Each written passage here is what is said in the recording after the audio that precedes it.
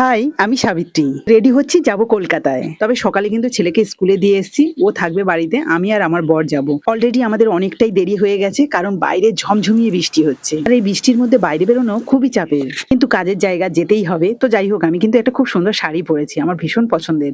আর এদিকে চুলটাও বেঁধে নিলাম, কেমন লাগছে অবশ্যই কিন্তু কমেন্টে জানিও। যাই হোক, আমার বর কিন্তু বাইক নিয়ে রেডি, আর ঘরে যদি এরকম ড্রাইভার থাকে যেখানে মন চায় সেখানেই চলে যাওয়া যায়। যাই হোক, আমাদের বাড়ির কাছে কিন্তু এই কাঠপোলটা তবে ভেঙে গেছে বলে পাশে কিন্তু আরেকটা পোল তৈরি হচ্ছে, তবে সেটা বেশ শক্তপোক্ত।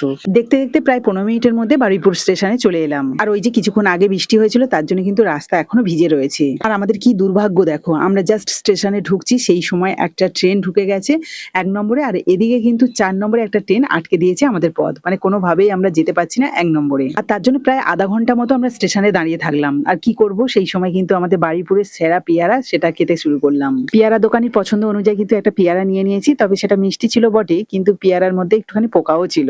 তো যাই হোক, বর্ষার পেয়ারা একটু তো এদিক ওদিক হবেই। পেয়ারা খেয়ে প্রায় 12টার দিকে একটা ডায়মন্ড হারবার লোকাল ছিল, সেটা ধরেই কিন্তু আমরা শিয়ালদা এলাম। এখন বাজে 12:45 আর আমরা কিন্তু শিয়ালদায় নেমে গেছি। আর এই সময়েও কিন্তু ট্রেনে বেশ ভালোই ভিড় ছিল, যেহেতু এখন কিন্তু সবাই তারকেশ্বরে যায়। তবে দেখছি সাউথের দিকে একটু ভিড়টা বেশি, আর নর্থের দিকে দেখো একেবারে জনশূন্য।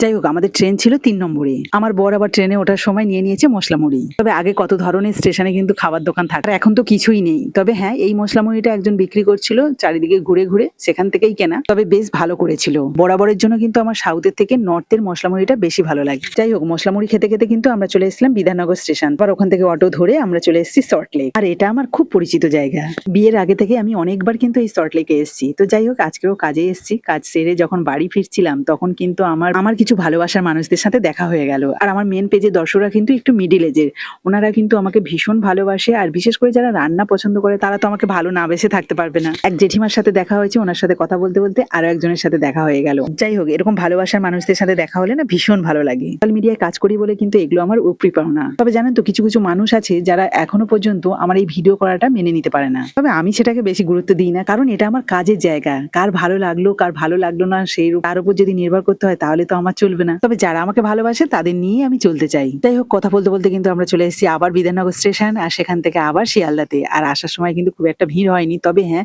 এখন কিন্তু প্রচন্ড খিদে পেয়ে গেছে, তাই আমরা কিন্তু শিয়ালদা স্টেশনে এসে খাবার নিলাম। ওই যে আগে যে কত ধরনের খাবার পাওয়া যেত, এখন পাওয়া যায় না, এর জন্য আমার ভালো লাগে না। কারণ যতবার আসি এই যে প্যাটিস জাতীয় খাবারগুলো খেতে হয়, এগুলো আমার খুব একটা পছন্দের নয়। কিছু করার থাকে না বলে তাই খেতে হয়। তো যাই হোক, বারুইপুর লোকাল চলে এসেছে, আমরা কিন্তু এই লোকাল ধরে বারুইপুরে আসবো।